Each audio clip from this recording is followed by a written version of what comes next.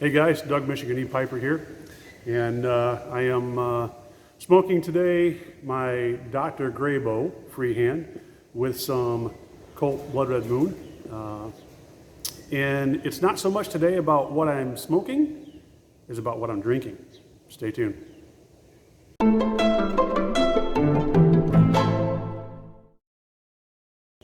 All right guys, what I have here is called Wheatberry coffee. And what that is it's from, actually the earliest documentation they have is late 1600s. Basically as a replacement for coffee that they had in a lot of homes of people who couldn't afford coffee. And also in some coffee houses. And this actually, I got this idea for the video off of the Townsends, which I'll put the link down below. A lot of good stuff. If you're into the old way stuff, they've got just a ton of good stuff there, and very, very knowledgeable, does a lot of research. So, click over to them. But yeah, it's just kind of, basically it's a coffee replacement. It doesn't taste like coffee. Has a lot of the same nuances, I guess is the best word to say. And it's not too bad. So, we're going to go down to the table, or the bench, in other words, and we're going to talk about how to do that, and then we'll be back.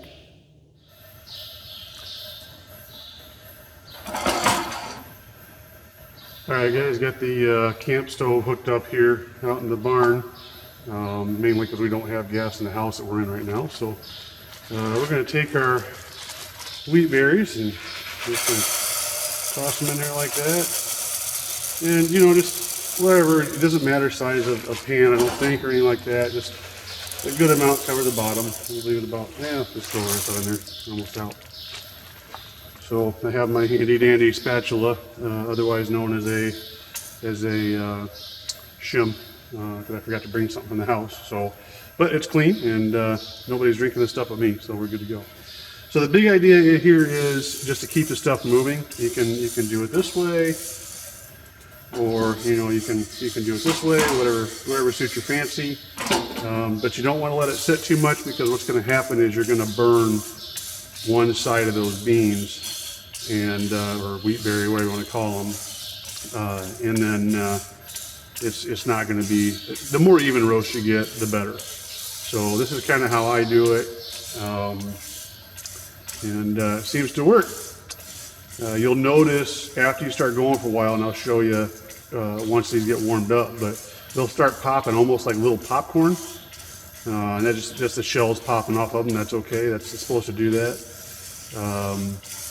And believe it or not, you can do regular coffee beans just like this. So the biggest thing is you want to watch your color, and I'll show you that here in a little bit. But you want that almost black color, and it'll taste or it'll smell, excuse me, just a little bit like you just burned it. Just the beginning stages there. So yeah, just keep it moving, and I'll be back here shortly to show you the next stage.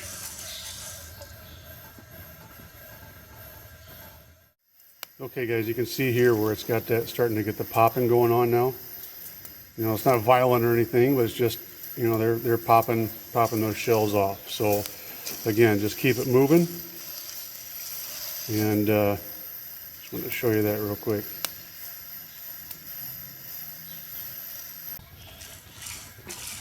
All right guys, as you can see here, they're starting to turn. You can keep them moving. Don't be afraid to pull this off the heat or turn the heat down a little bit. I just turned my heat down a little bit, but keep them moving. That's the biggest thing. And you want it to brown as easy, or get dark as easy as, or as smooth as possible, or as even, I guess is the word I was looking for, as possible.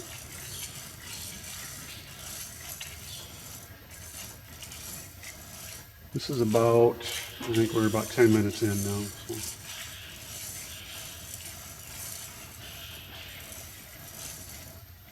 So. Okay guys, we're getting real close now. You see it's almost black. You're not going to get a completely even roast on all of them, just because of the nature of the beast here. But this is really close. So The other thing I was going to say too is this is something you can do, you know, if you go camping or whatever. If you don't go camping, you can do it in the barn like I am, or even in the kitchen. But with the kids, you know, a lot of times kids want coffee or whatnot. It's like, oh, how come I can't have coffee?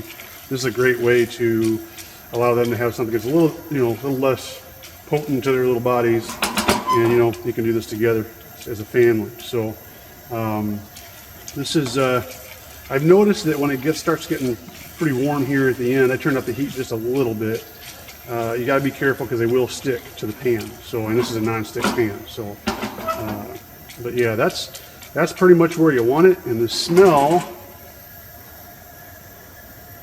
it's kind of hard to tell because there's a little bit of a breeze here, but the smell from what I had watched in the other video that I'll put a link to at the bottom was saying is you want it basically just past burnt. Like you think you might have screwed it up, and we're just about there, I think. So I've been going for probably about 20 minutes now, and I'm not an expert in this, so I don't know if that's good, bad, or indifferent, but I think we're going to call it about right there. So what we're going to do is we're going to take another plate here and just throw this stuff off on the plate, because if you leave it in the pan, it's going to continue to cook, and you don't want that. So we'll put that over like that, set the pan off to the side. Try to spread them out as much as possible so that they can cool. Hopefully that's enough. And then in the meantime, I'm going to take a pot of water, set that on here to boil, so I'm ready to make the coffee when the time is right. Spiderweb or something there, sorry. We'll let that cool and be back in a few minutes.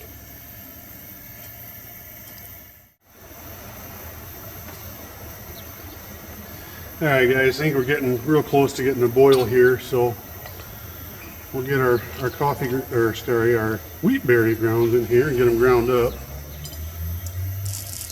I have no idea how much to use on this. This is the first time I've used this grinder. This grinder was $11 on Amazon, and I bought it just for the purpose of doing the video. So you can get antique grinders on all day long on Facebook Marketplace. You can also get ones that look antique that they're still making. I just did this for the purpose of the video, but I probably eventually will get one of those. So go ahead and get some more in here. So drop them all over the place. That's fun. Okay, that should be good. Yeah, this thing was like $11 and it came with an extra jar. So get this ground up real quick.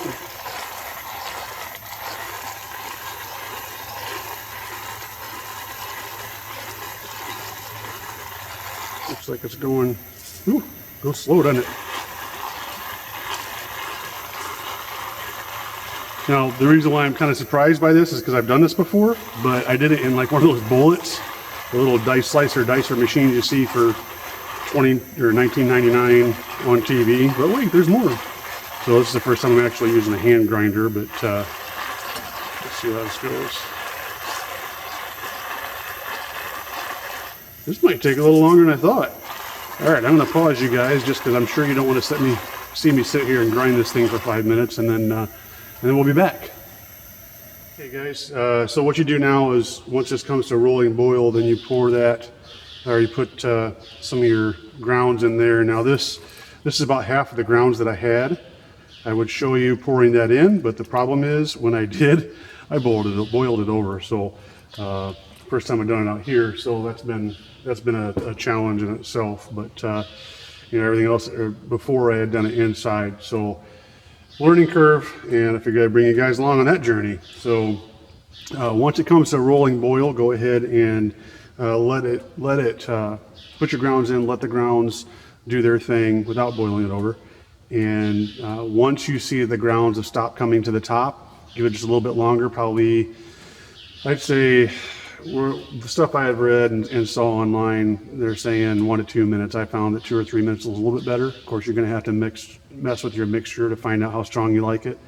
But once that's done, then you take that off the heat, this is off the heat now, and you let that settle. Those grounds will go to the bottom because you're not using a filter here. This is like coffee, cowboy coffee style. So let those grounds go to the bottom, and then we'll be able to pour ourselves a nice cup here in just a few minutes.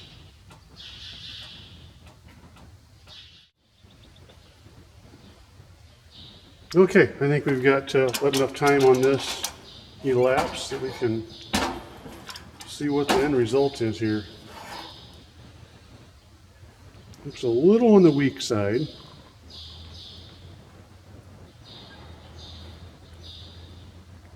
But should be all right nonetheless. Let's see what we got. Well, there you have it. Not too bad. I probably could have made mine a little stronger. I'm wondering if I could have roasted the beans this time a little bit longer. To me, I put a good amount of grounds in here, and it's just a little on the weak side, but I like strong coffee. So